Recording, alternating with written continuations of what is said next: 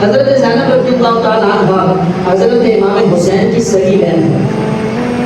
آپ کے دو شہزادے اونو محمد جب حضرت امام علی مقام امام حسین کربلا کی طرف جانے لگے نا تو بہن بولی بھائی جان آپ کے جانے سے پہلے آپ کی بھانجے کربلا میں جائیں گے۔ حضرت امام قاسم حضرت امام حسین کے بھتیجے جب آپ کربلا کے میدان میں جانے لگے تو حضرت امام حسین نے منع فرمایا، روکا، کہا ہے قاسم تو نہیں جائے گا، تو میرے بھائی کی آخری نشانی ہے۔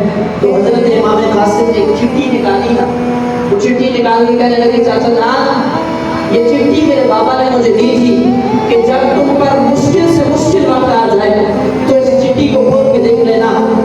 چاچا جان میں نے یہ چٹھی کھولی ہے، بابا جان نے کہا تھا یہ تعویذ ایسے کھولنا ہے، لیکن چاچا جان یہ تعویذ نہیں ہے، یہ چٹھی ہے، اسے پڑھ تو صحیح۔ میرے بھائی درد محسوس کرنا، جب حضرت امام علی مقام امام حسین اس چٹھی کو کھولتے ہیں، اس چٹھی پہ لکھا تھا، اے میرے بیٹے قاسم جب تیرے چچا حسین پہ مشکل وقت آ جائے نا تو پھر چچے کا آگے آگے رہنا، چھپ کے نہ رہنا، چچا کے سامنے ہاتھ باندھ کے کھڑے ہو جانا تاکہ تیرے چاچے کو بھائی کی کمی محسوس نہ ہو، تیرے چاچے کو کسی چیز کی کمی محسوس نہ ہو، چاچے کو کسی چیز کی کمی محسوس نہ ہونے دینا۔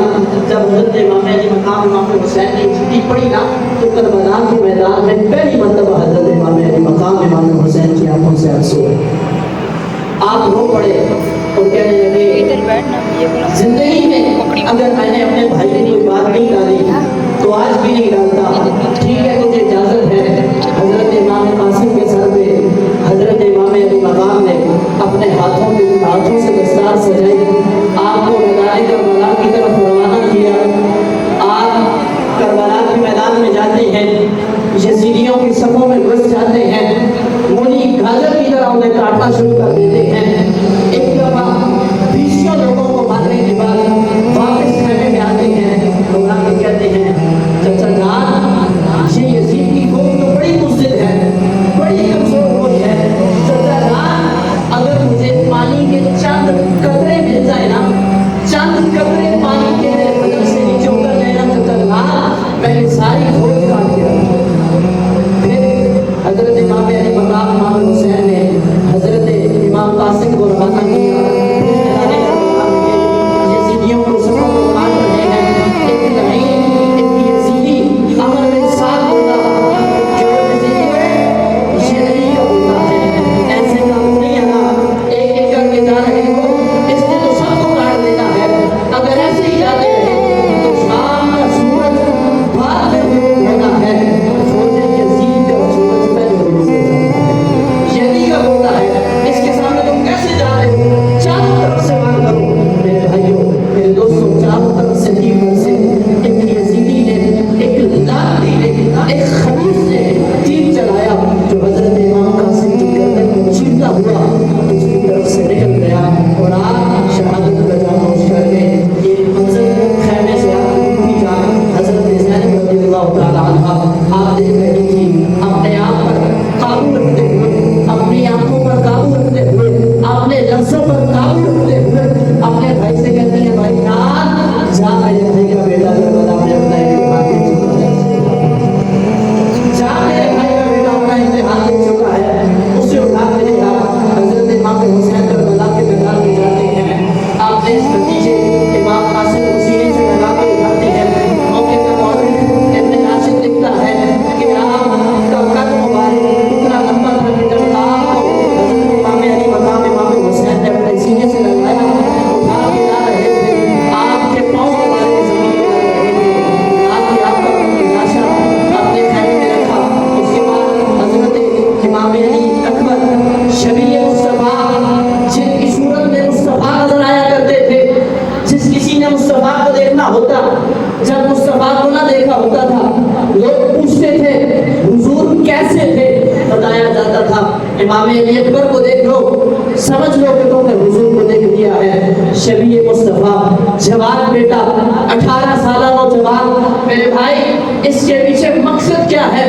जवान बेटे देने पड़ रहे हैं। हजरत इमाम अली असगर 6 माह का वो नन्हा सा शहजादा, उसको तो अचानक लेकर हजरत इमाम अली मकाम इमाम हुसैन जब खैमे से बाहर निकले, हजरत इमाम अली असगर को लेकर एक लानती, एक यजीदी, एक खंजीर ने तीर चलाया और आपके गर्दन से तीर निकला, हजरत इमाम हुसैन के बाजू में चीरता हुआ तीर निकल गया।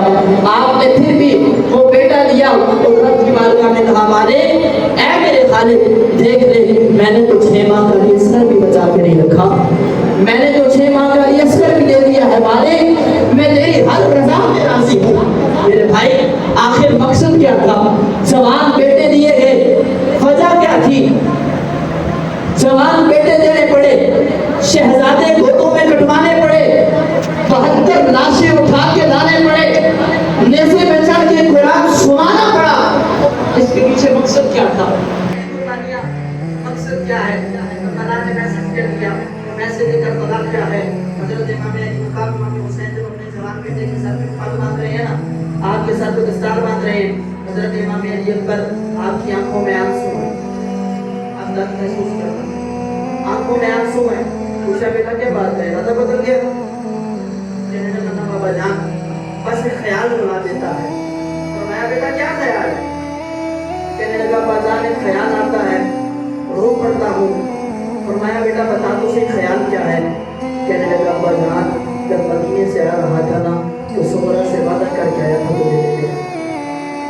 बात किसकी हो रही है? बेटी की। किससे हो रही है? बाप से। मेरे भाई बेटियां बड़ा कमजोर रिश्ता है, बेटी की पुकार आ जाए तो बाप के हाथ कांपने लगते हैं। बेटियां वो रिश्ता है जो इंसान की कमर तोड़ देती है। बेटियों का रिश्ता तो बड़ा कमजोर रिश्ता है।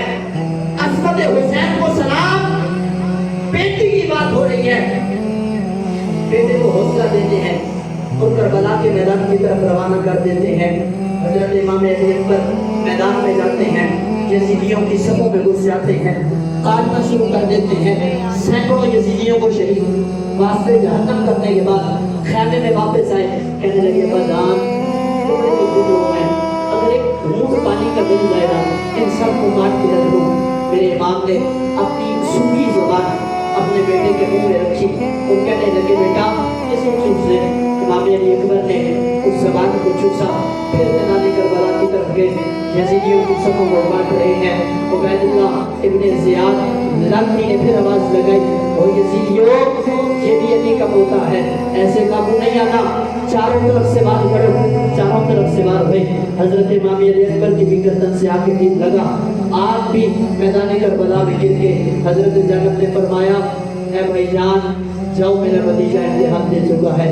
हजरत इमाम हुसैन जब करबला के मैदान में गए, अपने बेटे की गर्दन से तीर निकाल रहे थे ना, मौके का मौलिक अपने राशिद लिखता है, हजरत इमाम हुसैन आसमान की तरफ मुंह करके कहने लगे काश कि आप इब्राहीम खलीलुल्लाह मेरे सामने होते तो मैं कहता आपने तो अपने बेटे को ज़बह करते वक्त अपनी आंखों पे पट्टी बांधी थी, ये देखें हुसैन अपनी जानती आंखों से अपने बेटे की गर्दन से तीर निकाल रहा है। हुसैन अपनी जानती आंखों से अपने बेटे की गर्दन से तीर निकाल रहा है। अपने बेटे का लाश हाथों में उठाया, आज मुझे कोई बाप दिखा दो जो अपने बाप की जनाजे को कंधा दे सके। नहीं दे सकता। बाप की कमर टूट जाती है जब जवान बेटा दुनिया से चला जाए। हुसैन तेरी असमत का सलाम, कितने लाशें उठा के ला चुका है, अब जवान बेटे का लाशा उठा के ला रहा है। ला के खैमे में रखा। मेरे भाई दर्द महसूस करना, खैमे में जब लाशा रखा उधर से जो रास्ता मक्का की तरफ से वापस आता था, वो चार हज करके जहाँ से वापस आते थे उस रास्ते से धूल उठी। इमाम को लगा शायद मदीना से कोई पैगाम आ रहा है। उधर से जब धूल खत्म हुई, एक मुसाफिर आके रुका, उसने आके कहा मैंने इमाम अली मकाम इमाम हुसैन से मिलना है। इमाम हुसैन कहने लगे मैं हुसैन हूँ, बता क्या काम है? कहने लगा ऐ इमाम मैं कूफे का रहने वाला हूँ, मैं और मेरी बीवी हम हज के लिए गए थे और हज के बाद कुछ दिन जो है ना हमने मदीना में गुजारे। तो जब आप रोज़ा रसूल में जाते थे ना, वहाँ एक नौजवान लड़की थी जो रोज़ा रसूल से लिपट लिपट कर रोती थी, फरियादें करती थी और कहती थी नाना जान देखे ना लिए पर मुझे लेने के लिए नहीं आया, नाना जान देखे ना वो मुझे लेने नहीं आया, میں نے اپنی بیوی سے کہا اس بچی کے قریب جاؤ، اس کے قریب جاؤ، اس سے جا کے پوچھو ہم کوفہ کے رہنے والے ہیں، اگر اس کا کوئی پیغام ہو تو ہمیں بتا دے، ہم حسین تک پہنچا دیں گے۔ تو اے امام، اس بچی نے یہ پرچی دی ہے۔ جب امام علی مقام امام حسین نے وہ پرچی کھولی، اور بیٹیوں والے اپنے دل کے دروازوں پہ دستک دینا، حسین بیٹی کی پرچی کھول رہے ہیں۔ لکھا کیا ہے؟ سلام بابا جان۔ علی اکبر سے کہنا میں اس سے ناراض ہوں، وہ مجھے لینے نہیں آیا، میں اس سے ناراض ہوں، وہ مجھے لینے نہیں آیا۔ میرے بھائی درد محسوس کرو، بیٹی کی بات سن کے امام نے مبیدہ نہیں کیا، شور نہیں مچایا، حوصلہ دیکھ میرے امام کا، بیٹی کا خط پڑھ رہے ہیں لیکن رب کا شکر ادا کیا، وہاں بھی گلہ شکوہ نہیں کیا۔ امام بتائے تو صحیح وجہ کیا ہے، اتنی قربانیوں کے پیچھے مقصد کیا ہے؟ آپ تو بیٹیوں کی قربانیاں بھی دے رہے ہیں، شہزادوں کی قربانیاں بھی دے رہے ہیں۔ آواز آتی ہے وہ لوگوں، ایک فاسق کا رد کرنا ہے، ایک ظالم کا راستہ روکنا ہے، نماز کو بچانا ہے۔ سردت سے جدا ہوا، نیزے کی نوک پہ چڑھا، میرے تیرے امام نے قرآن سنا کے بتا دیا، وہ لوگوں اس میدان کا مقصد یہ قرآن تھا اور یہ نماز تھی۔ آج ہم اس مقصد کو بلا بیٹھے ہیں، جو مقصد، جو میسج، جو وجہ کربلا دے کے گئی تھی، آج یہ درد محسوس کیا، ادھر سے اٹھے باہر گئے، حسینی سبیلے لگا دی، پانی پی لیا، لنگر حسینی کھا لیا۔ کیا حسین کی قربانیوں کی یہی آپ کے پاس قیمت رہ گئی ہے؟ حسین میسج کیا دیتا ہے؟ آج کا نوجوان اپنی نمازوں کو کدھر گزارتا ہے؟ آج یہ قرآن جسے امام نے نیزے کی نوک پہ چڑھ کے نہ چھوڑا تھا، آج کے جوان نے اس قرآن کو دیکھنا بھی چھوڑ دیا ہے۔ پھر نعرے لگاتے ہیں ہم حسینی ہیں، ہم بھی حسینیت کا ذکر کرتے ہیں۔ حسینیت اس چیز کا نام نہیں میرے بھائی، حسینیت کا پیغام سمجھو، حسینیت کی قربانیاں سمجھو۔ وجہ کیا تھی؟ نماز بچائی ہے، آؤ نماز کو سینے سے لگا کے کہو ہم حسینی ہیں، آؤ قرآن کو سینے سے لگا کے کہو ہم حسینی ہیں، پھر آپ کا مانا جائے گا کہ آپ حسینی ہو۔ صرف دعوے کرنے سے، نعرے لگانے سے انسان حسینی نہیں ہے۔